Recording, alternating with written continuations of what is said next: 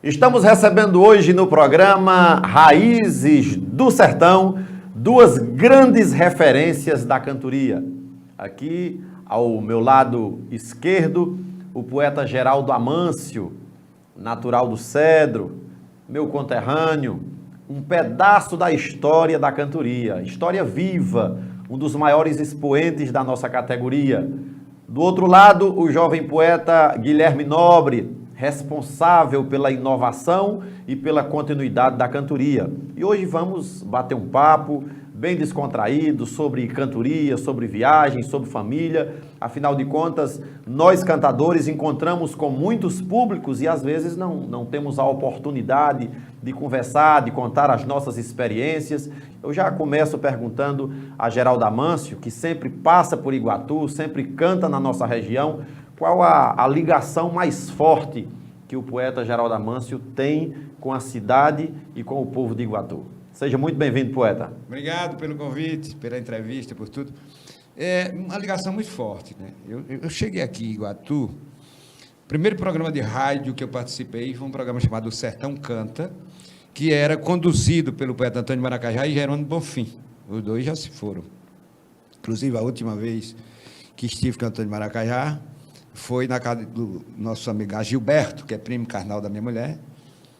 É onde eu quero chegar, quer dizer, eu tenho raízes aqui, minha mulher é daqui, do município de Iguatu, do sítio Barriga, filho de seu Sebastião, é um homem muito credenciado e tal, e não foi fácil esse casamento, cantador de viola, casar. Naquela época era difícil, e a família que morava na cidade, casar com um tocador de viola, a filha de Sebastião. Vale salientar, Geraldo, que nesse tempo, você pode deixar isso bem mais claro para os nossos telespectadores, que cantador não era visto como um artista ou como um profissional, né? De forma nenhuma, com raríssimas exceções, pelo menos na minha época, e eles um pouquinho mais antes do que eu, os Batista e Pedro Bandeira eram as exceções.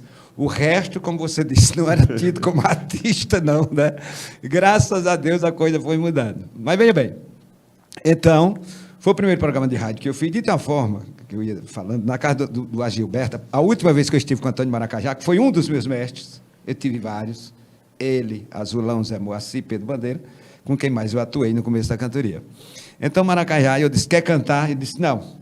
Mas pegou o microfone e disse, Geraldo Amâncio Pereira começou no meu programa, depois saiu pelo mundo, cresceu muito, criou fama, e eu fiquei como um machista empendurado na rama. Eu achei, era um repentista fantástico. Pois é, Jonas, a minha ligação é muito grande, né? De tal forma que eu sempre tive Iguatu como um dos meus lugares. É uma espécie, Lavras, Cedro e Iguatu, é o triângulo onde começou toda a minha história de cantoria, e eu tenho, sabe, eu sou muito apegado às minhas raízes, inclusive no começo do seu programa a gente cantou falando mais ou menos sobre isso. Todo o meu voo partiu daqui. Meu pai não queria que eu saísse com viola, não achava ruim que eu cantasse, mas queria que eu ficasse na roça e cantando. Eu saí, voltei com um mês, o dinheirinho que eu trouxe de um garrote, que era a única coisa que eu tinha vendido, aí comprei uma mala, umas 2 camisas Volta ao Mundo, e aqui fiquei, e pagando cana, cachaça, Antônio Maracajá, e comecei a beber também. O certo é que o dinheiro acabou-se. Quando eu voltei para casa, e papai disse, ganhou alguma coisa? Eu disse, não, senhor. Ele disse, você não disse que isso não tem futuro, você vai ficar aqui em casa. E a segunda vez foi meio escondido, minha mãe vendeu uns ovos, umas coisas assim, eu voltei até hoje, 56 anos. Aí... Isso na época você tinha quantos anos? Eu cheguei com 17 anos e meses. Cheguei aqui no dia 18 de fevereiro de 1964 e no dia 29 de abril completei 18 anos. Mas vamos lá, mestre. Aí, aqui começou um namoro meu com uma moça daqui, que me tolera até hoje, Maria Helenilson Alcântara, filha de seu Sebastião Cajá, mãe dos meus filhos, aqui do sítio Barriga. A família não queria muito, principalmente os habitantes da cidade, que a cantoria, como você muito lembrou, o cantador não era tido como um artista, né? Era tido como uma pessoa desocupada, infelizmente. Não tinha uma profissão, não tinha um trabalho, não tinha um emprego. Tinha não. Agora, em parte, o povo até que tinha razão, sabe? O cantador, a maioria das vezes era alcoólatra, não tinha outra atividade, exclusivamente a viola, a boemia, Deixa eu contar logo a história toda. Cantador, nessa época, tinha o hábito de carregar mulheres. Tinha. Não todos, mas alguns. E, às vezes, a mancha de um pega coletivamente, né? É verdade. Isso eu cheguei em 64, 65 cantando por aqui. Sim, depois fiquei fazendo um programa com Chico Crisanto, conhecido como Pedra Fina. Ele cantava com Beija-Flor, um cantador que aqui atuava, saiu e ele me colocou na vaga num horário muito bom. Se eu não me esqueço, era 12h30, 1 da tarde, sabe? De muita audiência. E foram surgindo muita cantoria. Mas aí depois surgiu uma rádio com alcance muito grande, que era a Alto Piranhas, de Cajazeiras, de 66 por aí. E eu ouvia falar nessa época, Jonas, cantador para ter fama, ou era paraibano, ou tinha que aprender a cantar na Paraíba. De tal forma que tinha um cantador lá em Fortaleza, depois eu soube que ele era mesmo da Paraíba, que ele era de Capistrano de Abreu. Aí disse que ele terminou o verso dizendo: sou Tetel, paraibano de Capistrano de Abreu. Para dizer que era de terra de cantador bom, né? Grande era. E eu fui para lá nesse intuito. Eu digo, bom, se só fica grande se cantar na Paraíba, eu vou para a Paraíba. E fui morar em Cajazeiras, não tinha um programa exclusivo, aí depois fiquei cantando na Difusora e um pouco também na Alto Piranha, aquela coisa. Por falar em cantador grande, só um pouquinho de humor, que eu gosto muito do humor, sem palavrão, sem duplo sentido. Um rapazinho, eu estava com o Moacir, ele chegou e disse: seu Moacir, depois eu pego o fio da meada, estou falando demais. Seu Moacir, eu já disse a meu pai, disse mesmo, não tinha escola. Assim que passar o inverno, eu vou comprar uma viola e umas 2 roupas. Vou sair, seu Moacir, para o mundo e só volto quando for um cantador grande. Ele disse: você não volta mais nunca. Moacir. Impiedoso, né? É. E aí fiquei, né? 66, 67, 68, 3 anos, quando acontece um festival de cantoria em Juazeiro do Norte. Eu acho que o segundo do Ceará, porque tinha acontecido esse do Rogaciano e nunca mais tinha tido festival.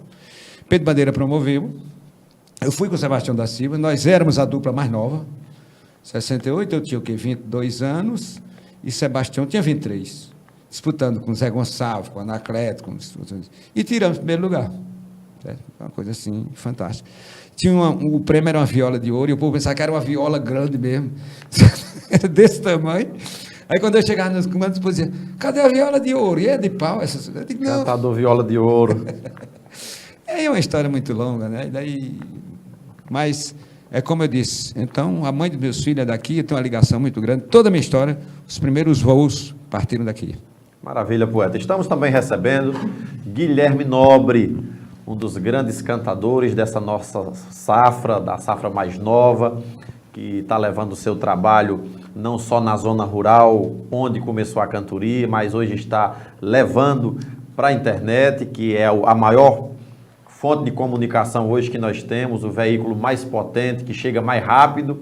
E eu quero saber de Guilherme a sua naturalidade, a sua cidade, como foi a descoberta de ser cantador, o momento eureka de dizer assim: dá para cantar, dá para ser cantador, eu quero cantar. Conte aqui para os nossos telespectadores essa sua experiência, poeta. Seja muito bem-vindo. Obrigado, Jonas, pelo convite. Dizer que é uma satisfação participar aqui dessa programação do Raízes do Sertão. Dizer que eu sou um cantador fortalezense, né? Talvez eu seja o primeiro cantador nascido em Fortaleza até agora. E assim, me sinto muito feliz. Sou um cantador totalmente urbano, né? Não trabalhei no Cabo da Enxada, como muitos, não trabalhei na roça. Né? Não tive essa vivência sertaneja, mas a partir da observação e da convivência com quem viveu no sertão, que toda a minha família é da região rural, eu passei também a entrar nesse meio. Né? A minha descoberta com a cantoria foi a questão a hereditária, né? Porque eu tive um tio que era cantador, mas assim, não foi uma influência presencial. A minha influência presencial, o meu primeiro contato com cantoria, inclusive foi um programa que Geraldo Amancio tinha na TV Diário, naquele tempo, programa que ficou por muito tempo, e era só ali que eu via cantoria, até um dia meu pai me levou para uma cantoria que inclusive meus parentes promoveram com Geraldo Amancio e Antônio Josélio, e aí foi ali que eu vi que também era capaz também de cantar de improviso e também sentia aquela sensação que eu nunca tinha sentido. Aí, a partir daí, juntei umas moedas que eu tinha para comprar um violão, comprei. Aí comecei a fazer apresentação em escola, fazer aquilo, cantar para os colegas, para os vizinhos, e aí fui chegando me aproximando aos cantadores, aí tirava aquele baião na cantoria, aquela escadinha que todo cantador passa, né? Aí até que no dia 16 de março de 2016 eu fiz a minha primeira cantoria oficial mesmo, que então eu já vou esse ano para 5 anos de cantoria, né? E são 5 anos bem aproveitados. Muito bem, poeta. E a experiência da primeira cantoria? A experiência da primeira cantoria, ela já tinha sido preparada, né? Assim, esses baiões, essas participações, inclusive com o próprio Geraldo nas cantorias, ela se viu de uma preparação. Então, quando eu fiz a minha primeira cantoria oficial, eu já tinha toda aquela base, até porque já tinha acompanhado tudo aquilo antes.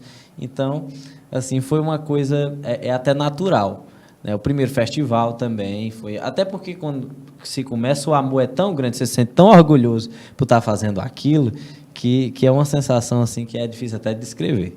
Muito bem, poeta. Geraldo, se fosse para pintar o cenário da primeira cantoria, como seria, nas palavras do poeta? Lembra com quem foi, onde foi? Há cantadores que negam que foram imitadores. Eu fui. E fui do maior astro da época, que era Pedro Bandeira. Tinha uma voz belíssima, tinha uma voz forte, fazia questão de o berro. Arrastar no final. Arrastando no final. Pedro teve, no mínimo, 15 a 20 imitadores que negam. Eu sou o primeiro que assumo. E fui muito feliz em imitá-lo, porque ele cantava bonito. Mas vamos lá. Eu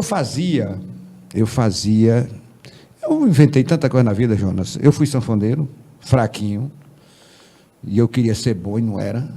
E quando vi Zé de Manu tocando Espinha de Bacalhau, que é um choro muito difícil, eu tocava algum choro, mas esse eu não aprendi. Eu digo, logo aqui na minha terra, um cara tocando desse tanto, eu vou deixar. Concorrendo muito forte. Foi. Agora, o pior é porque ele era grande mesmo em qualquer canto, né? Mas eu não tinha essa base. Bom, e eu fazia versinho brincando por ali. Eu vinha de Cajazeiras, com um rapaz casado com minha tia, chamado Zé Moraes. Eu sou meio detalhista. E havia uma cantoria de Pedro Bandeira no Sítio Campos, município de Baixio. 29 de junho, dia de São Pedro, essa cantoria. Nós estávamos em Ouro Branco. Aí disseram, vai ter uma grande cantoria nos campos, vamos lá. Quem é? Pedro Bandeira e Chico, irmão dele, vamos lá. E eu tinha um violão que eu tocava em de buia de feijão. Ô Zé da Onça, porque tá tão triste. Pô, dançando. Vamos lá. E eu via eles tocando na viola. E eu acompanhava muito o programa de Pedro e João Alexandre, que era um programa Violas e Violeiros que acontecia na Rádio Educadora do Crato, naquele tempo rádio de ondas curtas que ia para o mundo todo. Então eu já sabia quase todas as modalidades. Bom, e eu olhando onde era que eles botavam os dedos na viola, sabe? Onde era. Fui vendo. E no outro dia eu afinei a viola pela viola, quer dizer, que veio na minha cabeça. Mas sim, Pedro cantou uns 2 baiões ou 3, que ele não era nem de beber, mas tomou uns conhaque. E não notei que ele tivesse queimado, nem bebo, mas acho que foi o efeito da coisa. Ele encostou a viola e foi se deitar numa rede. E agora? Ficou Chico Bandeira lá em cima da mesa, uma multidão. Aí disseram, olha, tem um menino aqui, neto de Manuel Manso, nem nome eu tinha, que inventa de cantar. Não sei nem quem, acho que foi Zé Moraes que andava comigo. E me botaram para cantar. Como eu vi onde ele estava pegado na viola, peguei também, né? O certo é que eu cantei e o povo me aplaudiu muito, talvez pela novidade, não foi nem pelo talento. Muito aplauso. Tal. Não me lembro nem se Pedro se acordou para vir cantar. O certo é que viemos embora. Estou falando, as coisas daquele tempo eu me lembro muito mais do que de ontem. Dia 5 de janeiro de 1960. Sim, aí cheguei em casa, mudei as cordas do violão para a viola. E tinha um tio meu, um tio paterno, chamado Amanso Pereira, que quis ser cantador. Era poeta e quis ser. Meu avô não deixou. Meu avô paterno, que era bem situado, conhecia os 2 lados da vida muito cedo. Meus avós maternos, que eram pobres como o Jó, e meu avô paterno, que era tido como rico, porque morava em meio de pessoas pobres demais.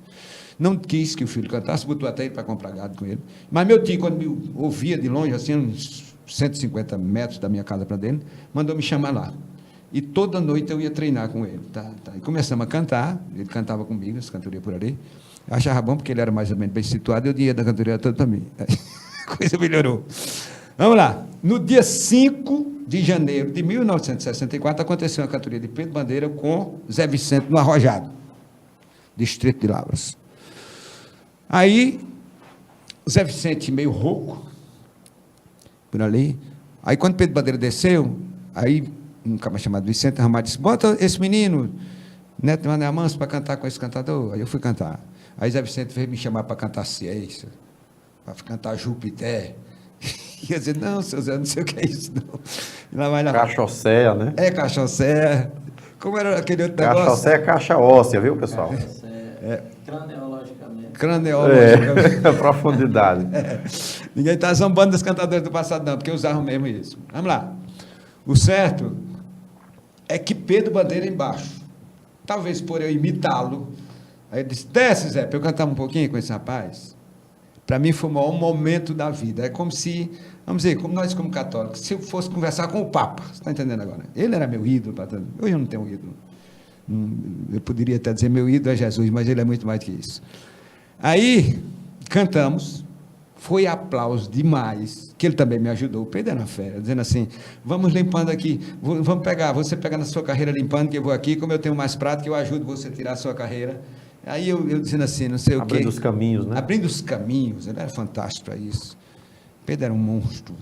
Foi a maior criatividade que eu vi na cantoria. Eu assim, foi o maior repentista, foi um dos maiores que eu conheci. Agora abria caminhos, cada baião dele era um assunto. Ele pegava, e outra coisa, Jonas, porque eu conheço cantador que faz 2 versos bons, um médio e outro grande. Pedro era tudo de médio a grande, de médio a grande. Ele tinha uma grande média. A maior que eu conheci até hoje. E outra coisa, Geraldo, muito importante a gente deixar isso claro, que o cantador ele precisa de conhecimento, de informação, de dados, de pesquisa, mas o mais difícil de se cantar é a simplicidade. Lindo. Porque envolve sentimento, poesia, alma e coração. Lindo. Por quê? Porque os cantadores às vezes juntam uma série de dados e impressiona, mas não emociona. Eu digo isso em todo canto. Não é interessante? A cantoria atual tem muito isso, você sabe disso? Sei. E a cantoria simples e criativa como aquela de Pedro Bandeira, para quem tem sentimento, eu acredito que seja um modelo de apresentação de cantoria em qualquer lugar do mundo que a cantoria vai estar bem representada. A maior autenticidade da cantoria está nisso. Bom, o certo é que quando termina, ele pega assim no meu joelho e diz assim, continue que você tem muito futuro. Aquilo para mim foi como se, sabe, uma voz assim, divina, sublime, que dissesse assim, você está pronto para caminhar. Então, mas pronto, fiquei impressionado com aquilo, mas você vê a vaidade humana. Pedro sempre falava, obrigado, Tota Bezerra, não sei quem, perera. Eu só digo se ele gostou mesmo de mim, se ele falar em meu nome. Você vê que vaidade. Fiquei no pé do rádio. No programa. No programa. Pois ele não falou? Aí eu me senti grande. Valeu, ali valeu. Valeu.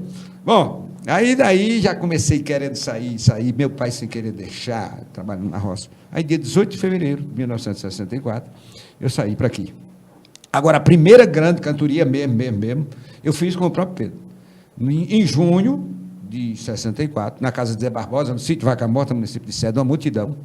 Meu avô, o homem que eu temia, respeitava, que inclusive foi cantador, por uma coincidência, cantador amador, cantava em renovação, casamento, batizado, aquela coisa, por ali, só dos familiares. 40 anos antes, em 1924, ele havia cantado com Manuel Galdino Bandeira, que era um monstro. E eu queria chegar nessa história, do encontro dos avós e dos netos. E bateu forte.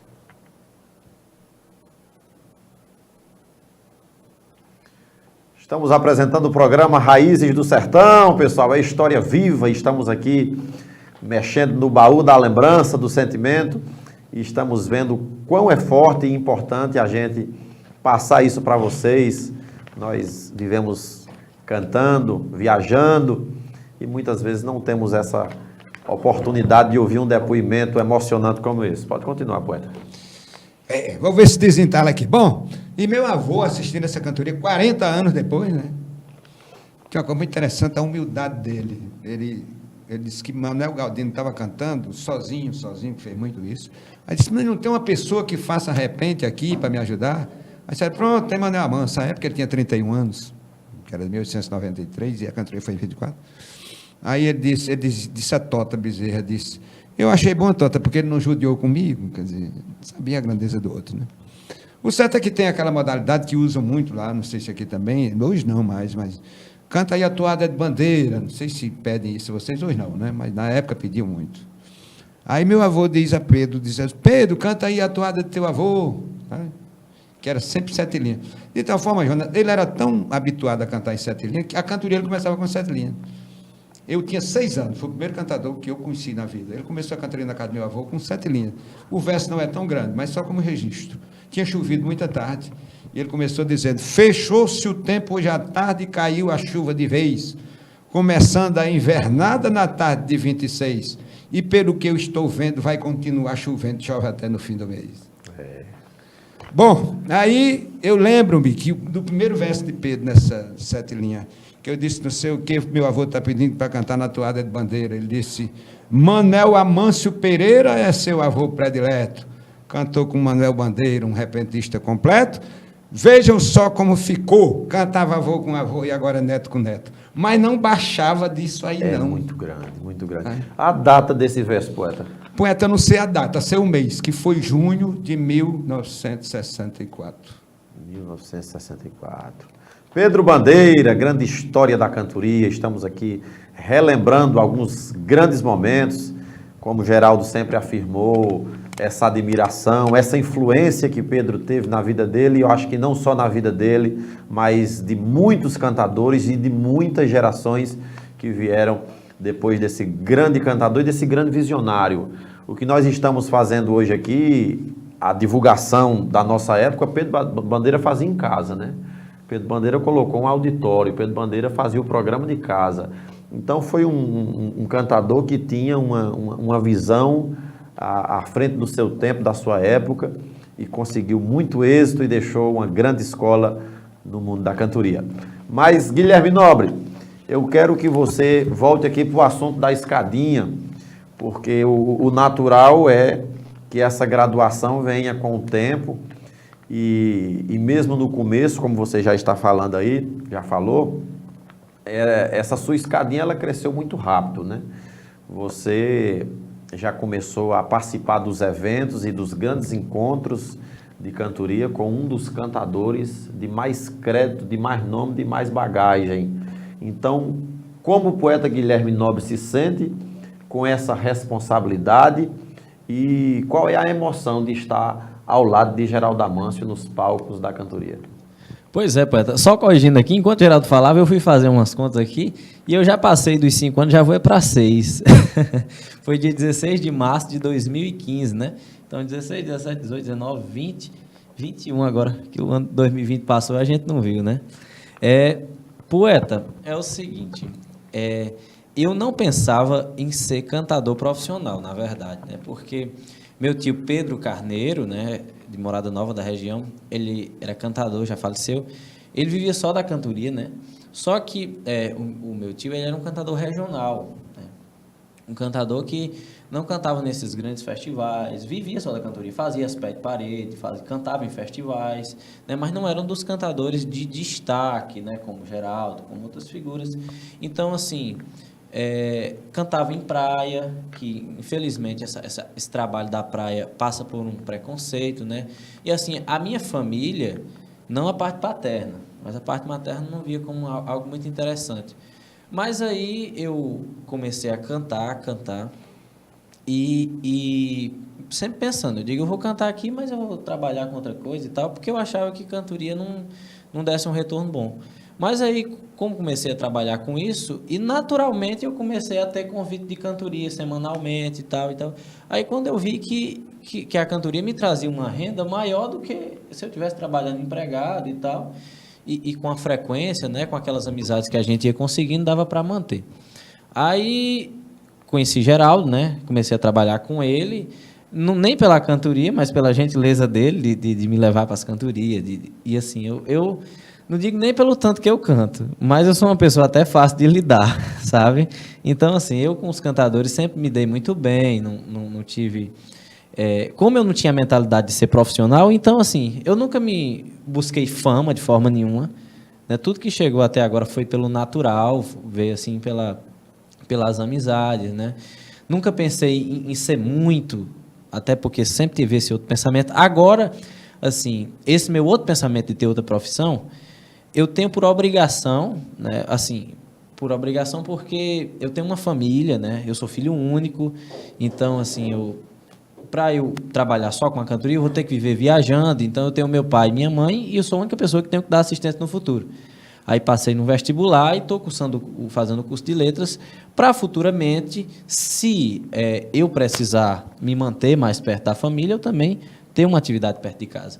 Mas, atualmente, a demanda da cantoria, ela não tem deixado, ela não possibilitaria, por exemplo, eu dar aula os 5 dias da semana, no caso, né? Então, eu teria que ser cantador exclusivamente devido às viagens, devido a esse trabalho que eu tenho tido. E quanto a Geraldo, os elogios também vêm de uma forma natural. Eu uso muito essa palavra, porque, por exemplo, ontem eu cantando lá na festa de Moacir, né, no Icó, né, e o pessoal sempre diz, rapaz, com um professor desse, né, poeta? Então, assim, os elogios vêm atrelados, né? Vêm juntinhos. E só resta agradecer, até porque os meus melhores convites e os meus maiores eventos, né, foi ao lado de Geraldo. As melhores apresentações, a gente até comenta, nós fizemos uma em Quixeramobim, na praça pública, que o povo todo cantou, uma apresentação. Fizemos outra em Piqué Carneiro e várias que a gente vem guardando, né?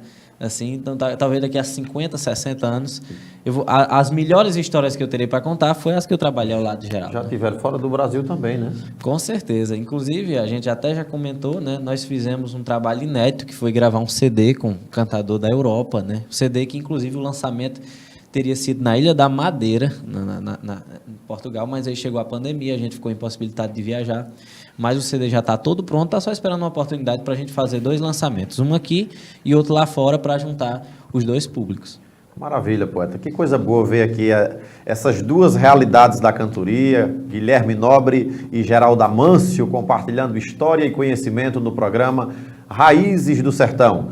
Poeta Geraldo Amâncio, eu acho que de toda essa trajetória, nós todos, mas eu quero passar a palavra para vocês, está passando pela primeira vez por esse momento de pandemia, o primeiro grande obstáculo ou pausa nos eventos de cantoria, de demorar tanto para voltar ao normal. Acho que você não passou na sua trajetória por outro momento como esse.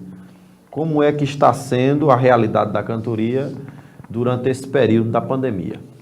Nós tínhamos, além de outros compromissos, um dos maiores sonhos da vida, o rapaz que nos leva, o senhor que nos leva, um poliglota doido, nosso amigo, um físico, ateu, tudo no mundo, mas uma inteligência extraordinária, e estava com a programação para Macau e China, sabe? Uma coisa assim, estava tudo programado. Então é isso, eu acho que foi um atraso muito grande, e vamos esperar. O pior que nos espanta é que tem os pessimistas dizendo que isso vai durar, ninguém sabe quando acaba. Eu espero que essa vacina, sabe, acabe com isso aí.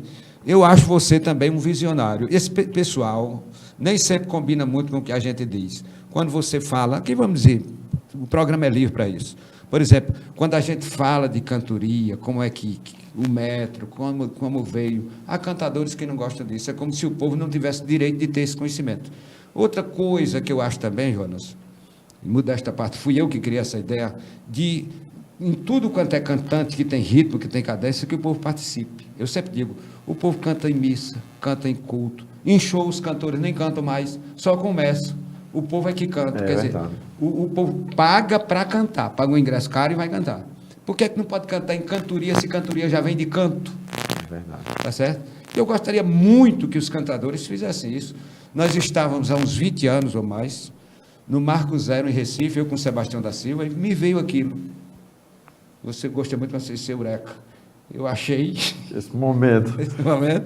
Aí disse, Sebastião, vamos cantar um coqueiro da Bahia e solicitar para o povo cantar. Eu disse, se não cantar, eu disse, não é decepção não, porque nunca cantaram antes.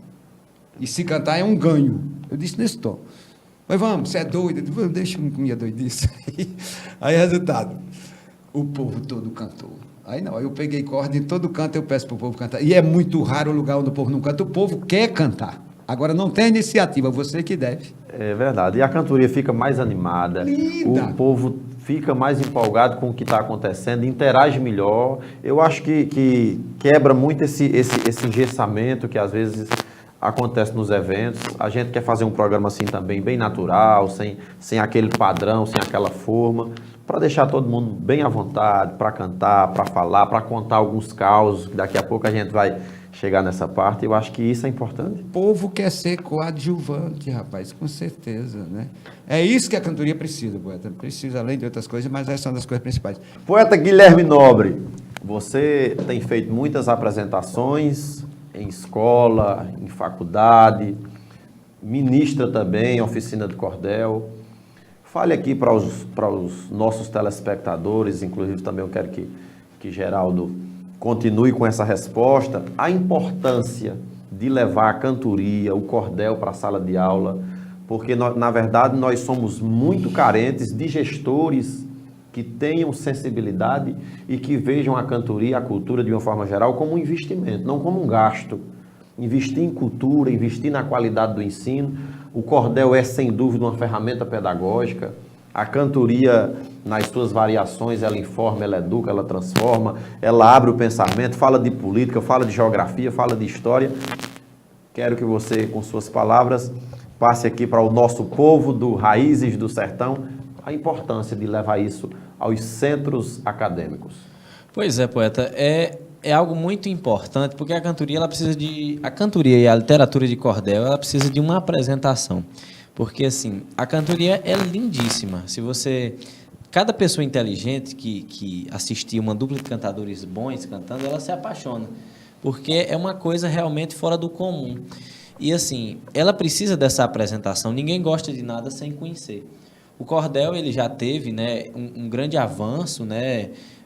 Hoje já tem até cordel como livro paradidático nas escolas, mas o segmento da cantoria, ele anda um pouco esquecido dentro das escolas, até da faculdade. A faculdade eu nem falo tanto, né? Porque, assim, eu acho que o cordel e a cantoria, ele tem que ser apresentado não só a partir do ensino médio, mas a partir do ensino fundamental, principalmente do Fundamental 2, porque ali a criança ela já vai tendo aquilo como uma coisa comum, como uma coisa da sua terra, né? Geralmente se faz uma feira cultural numa escola e coloca a figura de Patativa, a figura de Luiz Gonzaga, mas eles estão ali ilustrando. A história dessas figuras não é passada para a criança, em algumas vezes, né? Então, é necessária essa questão da oficina, das palestras. Há um tempo eu fiz uma palestra numa escola chamada Eusébio de Queiroz, no município de Eusébio, que fica próximo a Fortaleza.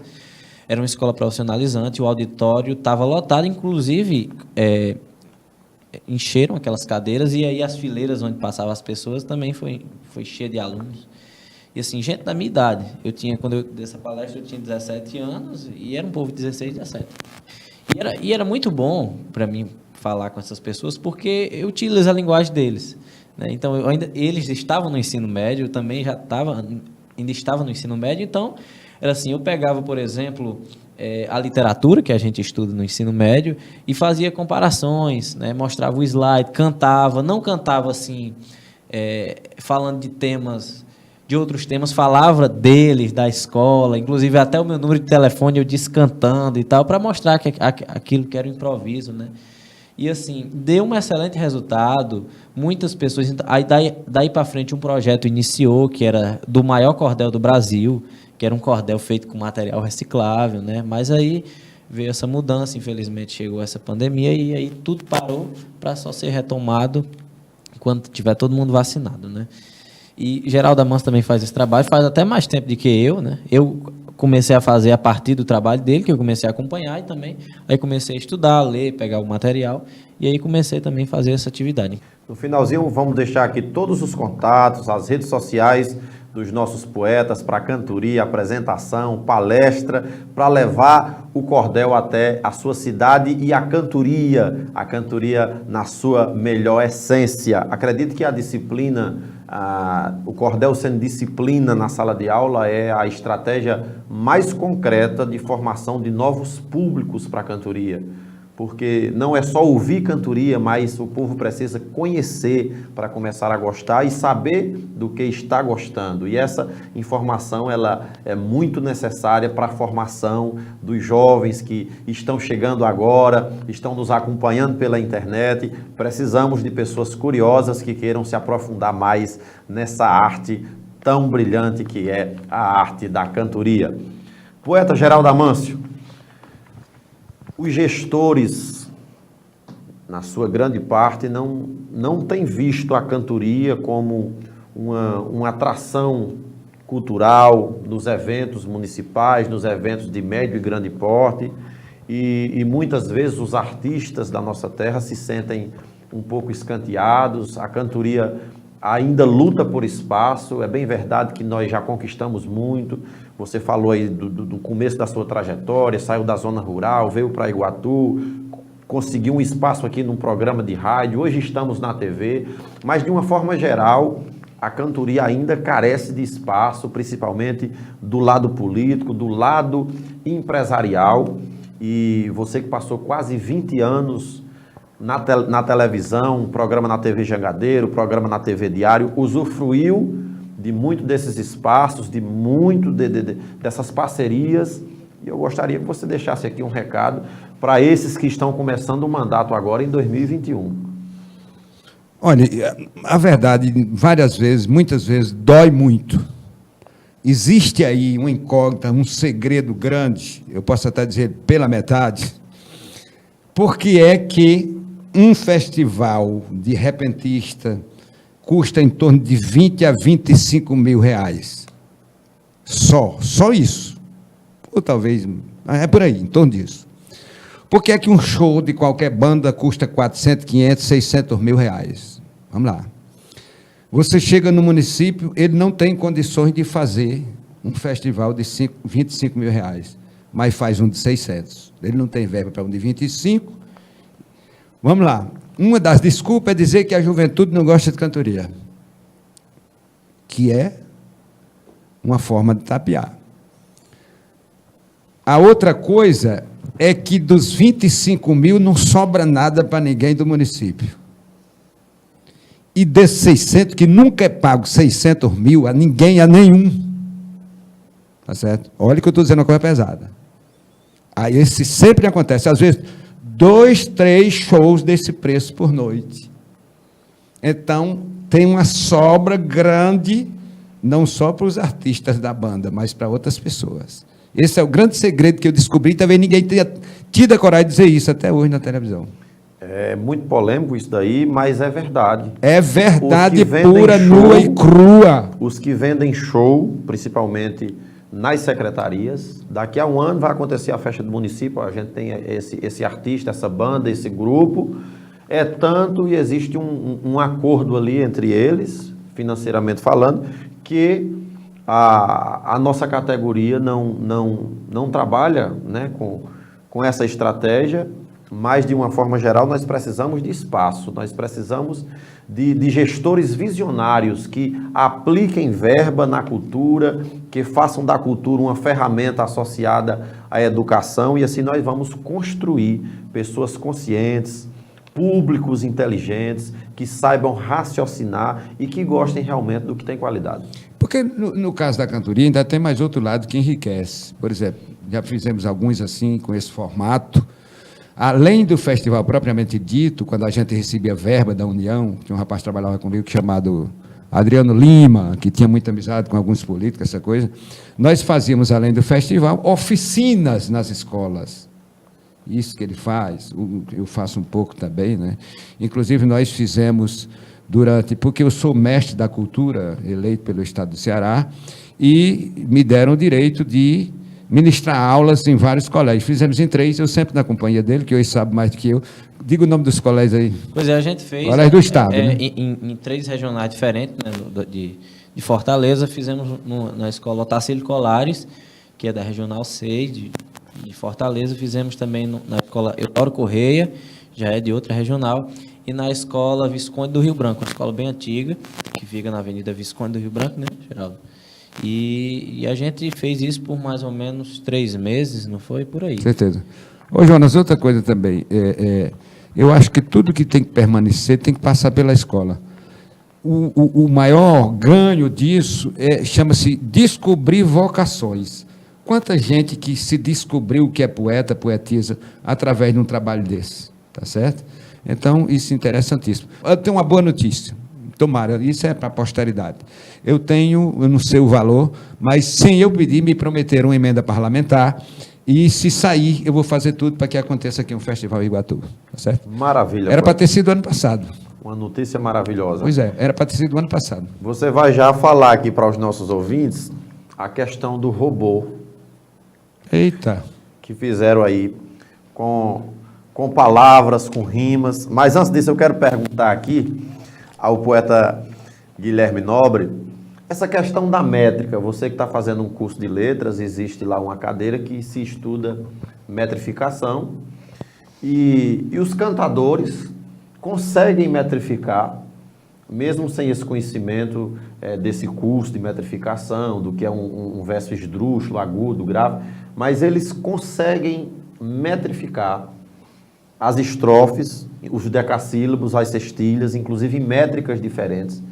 E como você entende essa condição do repentista, um cara que não teve essa oportunidade, que é da zona rural ou que é mesmo da cidade, mas que não teve essa formação e consegue perfeitamente metrificar as suas estrofes? Na minha concepção, não tem para onde correr a não ser o dom da cantoria, sabe? Assim, algumas pessoas, principalmente pesquisadores, elas desvalorizam essa questão do dom, até porque todo mundo tem esse direito, né? Eu estava até dizendo para um colega meu que quando a gente fala de história, a gente não pode trabalhar só com uma verdade, porque a história, o que você não viu, o que outra pessoa viu, você não pode afirmar com certeza, né? Então, assim, eu acredito que seja o dom, até porque, se você for estudar a cantoria e tal, você for praticar, você pode se tornar um cantador, mas é muito difícil que você vire um cantador bom. Tem noites, você sabe, que a inspiração ela existe, mas tem noites que você não está inspirado, você canta pela prática. Se você vai sair quinta, sexta, sábado e domingo, às vezes na quinta-feira você está cantando bem, e às vezes no domingo você está tão cansado que está cantando só pela prática, né? Então, isso aí eu acredito que tem a ver com o dom, porque a gente faz de uma forma natural, a gente vai pensar num mote aqui, a gente faz. E é tão interessante isso, que a construção do repente, ela é totalmente diferente da construção, por exemplo, de um cordel. Eu conversando com cordelistas, e eles me dizendo que fazem a estrofe, a primeira linha, a segunda, a terceira, a quarta, a quinta e a sexta. Nós, no repente, não, nós fazemos de trás para frente, né? A gente pensa logo no final, para construir, para emendar o meio com o final, e depois que a gente vai fazer o começo, né? Então, isso aí é uma técnica, mas é uma técnica que eu acho que é usada por praticamente todo mundo. Quem quer fazer um verso bom numa cantoria, começa pelo final, para depois ir construindo o começo, né? Então, é assim, eu acredito que seja o dom, e depois vem a prática da nossa atuação praticamente toda noite com aquilo, né? Muito bem, poeta. Foi muito feliz na sua resposta.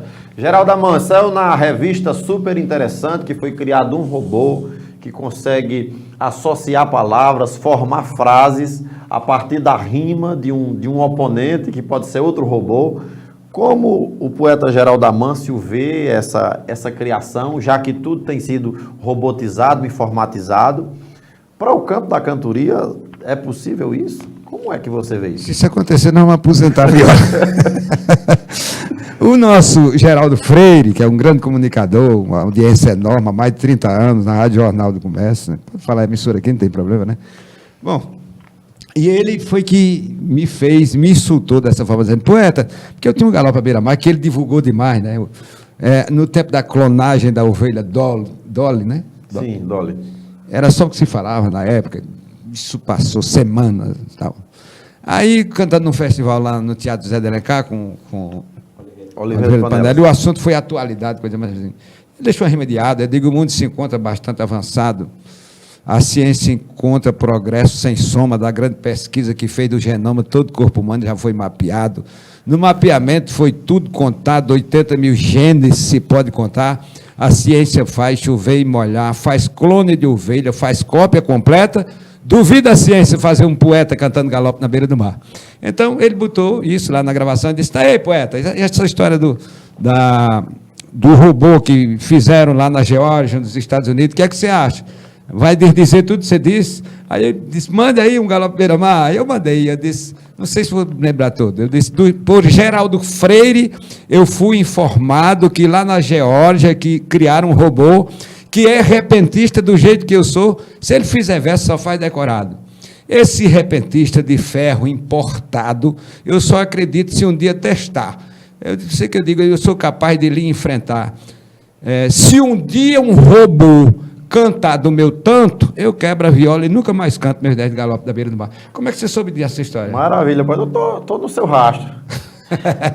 Estou pesquisando tudo, meu amigo. Valeu. Obrigado, Geraldo Amâncio. Recebemos hoje Geraldo Amâncio e Guilherme Nobre. Quero que vocês deixem aqui os contatos para a cantoria, para a apresentação, palestra e com certeza nós vamos aqui estar juntos muitas e muitas vezes. Desde já, poeta, agradeço pela vinda de cada um de vocês, por ter atendido o nosso convite. A casa é nossa e as portas estão abertas. Primeiro, lhe agradecer pelo convite. Parabenizá-lo pela sua desenvoltura, que não é fácil. Eu acho que você, como condutor de um programa da televisão, é o primeiro programa, É o primeiro. É muita coisa, meu amigo. Obrigado. É como se já tivesse uma bagagem, né? Obrigado. Então, obrigado pelo espaço. Dizer que quem quiser o contato da gente, o nosso YouTube, por favor, faça parte, inscreva-se. É Geraldo Amâncio Oficial. Não é isso, Guilherme? Ensinei ele a cantar aí, ele agora me ensina o negócio dele. Geraldo Amâncio Oficial, se inscreva lá no canal no YouTube para que o poeta também possa fazer as transmissões ao vivo, tá ok? Tem muita coisa boa agora, inclusive tem o João Cláudio cantando um negócio que eu cantei do Cangaço junto com Vila Nova, está lá no YouTube. E o nosso contato de telefone pelo Zap, que é 85, porque é Fortaleza, 99948-7978, e que você permaneça por muito tempo aqui, porque a viola sempre precisou de espaços nobres como esse. Que Deus lhe abençoe. Amém, poeta. Muito obrigado. Pois é, poeta, eu também agradeço pelo convite, dizer que foi uma satisfação participar hoje do programa, né, ao lado de Geraldo, ao seu lado. Mandar aqui um abraço para todos os ouvintes de cantoria que estão nos assistindo. Nossos telespectadores, né? No Rio Grande do Norte, na Paraíba, no Pernambuco, no Ceará, em todo o Nordeste, todo o Brasil, né? Porque a internet ela tem um longo alcance. Dizer que o meu Instagram é fácil de decorar, é Guilherme Nobre 03, é só lembrar do meu nome e do mês de março, né? E vá lá, acesse. O Facebook é Guilherme Nobre, pela foto você consegue encontrar lá entre os outros. YouTube, pode colocar lá Poeta Guilherme Nobre, que você vai achar boa parte do nosso trabalho, né? E o WhatsApp é 85, que é o DDD de Fortaleza, 99651 0806. 85 99651 0806. Entre em contato, que eu salvo o seu contato e a gente passa a se comunicar, falar de cantoria, falar de Nordeste, de tudo, né, poeta? Muito obrigado a você pela audiência, pelos compartilhamentos, pela curtida, pelos comentários. Que Deus abençoe o seu lar e até o próximo programa Raízes do Sertão.